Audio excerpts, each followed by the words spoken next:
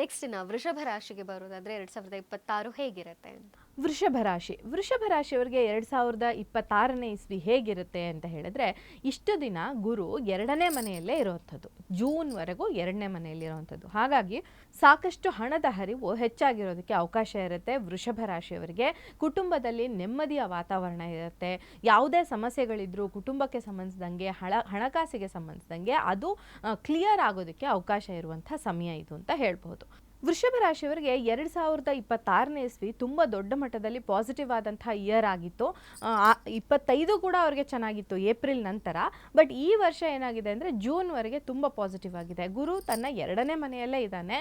So ಹಣದ ಹರಿವು ಏನಿರುತ್ತೆ ಇದು ವೃಷಭ ರಾಶಿಯವರಿಗೆ ಕಂಟಿನ್ಯೂಸ್ ಆಗಿರುತ್ತೆ ಈ ವರ್ಷ ಪೂರ್ತಿ.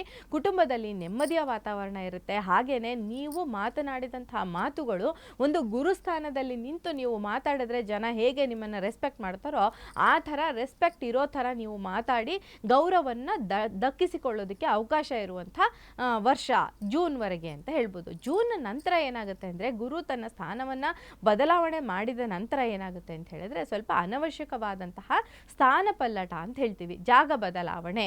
ಅಂದರೆ ನೀವು ಅನ್ವಾಂಟೆಡ್ ಆಗಿ ಟ್ರಾನ್ಸ್ಫರ್ ಆಗೋಗುತ್ತೆ, ನಿಮಗೆ ಬೇಕಿರಲ್ಲ, ಅಲ್ಲಿ ಟ್ರಾನ್ಸ್ಫರ್ ಆಗಿ ಏನು ನಡೆಯುತ್ತೆ ಅನ್ನೋದು ಏನು ನಿಮಗೆ ಗೊತ್ತಿಲ್ಲ, ಅಲ್ಲಿ ಹೋಗಿ ಸ್ವಲ್ಪ ಕಷ್ಟಪಡುವಂಥದ್ದು, ಅನ್ವಾಂಟೆಡ್ ಆದಂತಹ ಸಣ್ಣ ಪುಟ್ಟ ಟ್ರಾವೆಲಿಂಗ್ಗಳು, ಅದರಿಂದ ದೇಹ ಆಲಸ್ಯ ಆಗೋದಕ್ಕೆ ಅವಕಾಶ ಇರುತ್ತೆ. ಆದರೆ ಅಗೇನ್ ವೃಷಭ ರಾಶಿಯಲ್ಲಿ ಹುಟ್ಟಿದಂಥ ಮೀಡಿಯಾ ಜನ ಏನಿದ್ದಾರೆ ಇವ್ರಿಗೆ ಜೂನ್ ನಂತರ ಸೂಪರ್ ಪಾಸಿಟಿವ್ ಆದಂತಹ ಟೈಮ್ ಅಂತ ಹೇಳ್ಬಹುದು. ಇನ್ನು ನಾವು ಬರುವಂಥದ್ದು ಶನಿಯ ವಿಚಾರಕ್ಕೆ. ವೃಷಭ ರಾಶಿಯವರಿಗೆ ಈ ವರ್ಷ ತುಂಬ ಒಳ್ಳೆಯ ವರ್ಷ ಅಂತಲೇ ಹೇಳ್ಬೋದು. ವರ್ಷ ಪೂರ್ತಿ ಶನಿ 11ನೇ ಮನೆಯಲ್ಲಿ ಇರ್ತಾನೆ. ಸರ್ವೇ ಗ್ರಹಾಣಾಂ ಶುಭ ಏಕಾದಶ ಸ್ಥಾನ ಫಲಪ್ರಾಪ್ತಿರಸ್ತು ಅಂತ ಆಶೀರ್ವಾದ ಮಾಡೋದನ್ನ ನೋಡ್ತೀರಾ. ಆ ಥರ 11ನೇ ಮನೆಯಲ್ಲಿ ಶನಿ ವೃಷಭ ರಾಶಿ ಅಥವಾ ವೃಷಭ ಲಗ್ನದವರಿಗೆ 11ನೇ ಮನೆಯಲ್ಲಿ ಇರುವಂಥ ಏಕಾದಶದಲ್ಲಿ ಇರುವಂಥ ಶನಿ ತುಂಬ ಪಾಸಿಟಿವ್ ಆದಂಥ ರಿಸಲ್ಟ್ಸ್ನ ಕೊಡ್ತಾನೆ. ಅವ್ರಿಗೆ ಉದ್ಯೋಗ ಇರಬಹುದು, ಅವರ ಯಾವುದೇ ಇಷ್ಟಾರ್ಥಗಳನ್ನು ಶನಿ ಕಡೆಯಿಂದ ಪಾಸಿಟಿವ್ ಆದಂಥ ರಿಸಲ್ಟ್ಸ್ನ ಪಡ್ಕೊಳ್ಳೋದಕ್ಕೆ ಅವಕಾಶ ಇರುತ್ತೆ ಅಂತ ಹೇಳ್ಬೋದು. ಇನ್ನು ಇಷ್ಟು ದಿನ ವೃಷಭ ರಾಶಿಯವ್ರಿಗೆ ಏನಾಗಿತ್ತು ಅಂದರೆ 10ನೇ ಮನೆಯಲ್ಲಿ ರಾಹು ಇದ್ದಂಥದ್ದು. ಸೊ ಉದ್ಯೋಗದಲ್ಲಿ ಸ್ವಲ್ಪ ಏರುಪೇರುಗಳನ್ನು ಅನುಭವಿಸೋದಕ್ಕೆ ಅನುಭವಿಸಿರ್ತೀರ. ಈ ವರ್ಷ ಕೂಡ ಅದೇ ಥರ ರೀತಿಯ ಒಂದು ಏರುಪೇರುಗಳನ್ನು ಅನುಭವಿಸೋದಕ್ಕೆ ಚಾನ್ಸ್ ಇರುತ್ತೆ. ಆದರೆ ಡಿಸೆಂಬರ್ 5ರ ನಂತರ ರಾಹು ತನ್ನ ಸ್ಥಾನವನ್ನು ಬದಲಾವಣೆ ಮಾಡಿ 9ನೇ ಮನೆಗೆ ತನ್ನ ಸ್ಥಾನದಿಂದ ಬದಲಾವಣೆ ಮಾಡ್ತಾನೆ. ಆಗ ಕೂಡ ನಿಮ್ಮ ಒಂದು ಲಕ್ ಅಂತ ಏನಿದೆ ಆ ಲಕ್ಗೆ ಸ್ವಲ್ಪ ಧಕ್ಕೆ ಬರೋದಕ್ಕೆ ಕೆಲವು ಬಾರಿ ಅವಕಾಶ ಇರುತ್ತೆ. ನಿಮ್ಮ ತಂದೆಯ ಆರೋಗ್ಯದಲ್ಲಿ ಏರುಪೇರುಗಳನ್ನು ಕಾಣೋದಕ್ಕೆ ಅವಕಾಶ ಇರುತ್ತೆ. ಹಾಗಾಗಿ ವೃಷಭ ರಾಶಿಯವರು ನಿಮ್ಮ ತಂದೆಯ ಆರೋಗ್ಯದ ವಿಚಾರದಲ್ಲಿ ತುಂಬ ಕೇರ್ಫುಲ್ಲಾಗಿ ಇರಬೇಕಾಗತ್ತೆ. ಡಿಸೆಂಬರ್ ನಂತರ 2026 ಅಂತ್ಯದಲ್ಲಿ ತುಂಬ ಕೇರ್ಫುಲ್ಲಾಗಿರಬೇಕಾಗತ್ತೆ.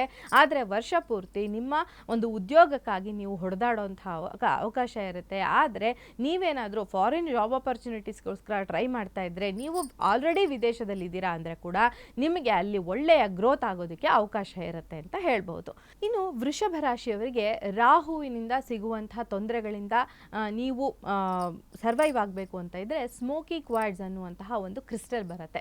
ಈ ಕ್ರಿಸ್ಟಲ್ನ ಧಾರಣೆ ಮಾಡೋದ್ರಿಂದ ಸಾಕಷ್ಟು ರಾಹುವಿಗೆ ಸಂಬಂಧಿಸಿದ ತೊಂದರೆಗಳೇನಿವೆ ಅವು ಕ್ಲಿಯರ್ ಆಗೋದಕ್ಕೆ ಅವಕಾಶ ಇರುತ್ತೆ. ಆದರೆ ನಾನು ಬರೀ ಒಂದು ಏನು ಕ್ರಿಸ್ಟಲ್ನ ಹೇಳಿದೆ, ಅದಕ್ಕೆ ಒಂದು ವೈದಿಕ ರೀತಿಯ ಒಂದು ಪರಿಹಾರವನ್ನು ಕೂಡ ಹೇಳೋಣ ಅಂತ ಅಂದ್ಕೊಂಡ್ವಿ. ಸೊ ಅದಕ್ಕಾಗಿ ನೀವು ದೇವಿಯ ಆರಾಧನೆ, ಯಾವುದೇ ಶಕ್ತಿ ದೇವತೆಯ ಆರಾಧನೆಯನ್ನು ಮಾಡ್ಕೊಳ್ಳೋದ್ರಿಂದ ಈ ಉದ್ಯೋಗದಲ್ಲಿ ಇರುವಂತಹ ತೊಂದರೆ ಏನಿದೆ ಅದು ನಿವಾರಣೆ ಆಗೋದಕ್ಕೆ ಅವಕಾಶ ಇರುತ್ತೆ. ಹಾಗೆಯೇ ಕೇತುವಿಗೆ ಸಂಬಂಧಿಸಿದ ಹಾಗೆ ಗಣಪತಿಯ ಆರಾಧನೆಯನ್ನು ಮಾಡ್ಕೊಳ್ಳೋದು ಕೂಡ ಇಲ್ಲಿ ತುಂಬ ಮುಖ್ಯ ಆಗುತ್ತೆ.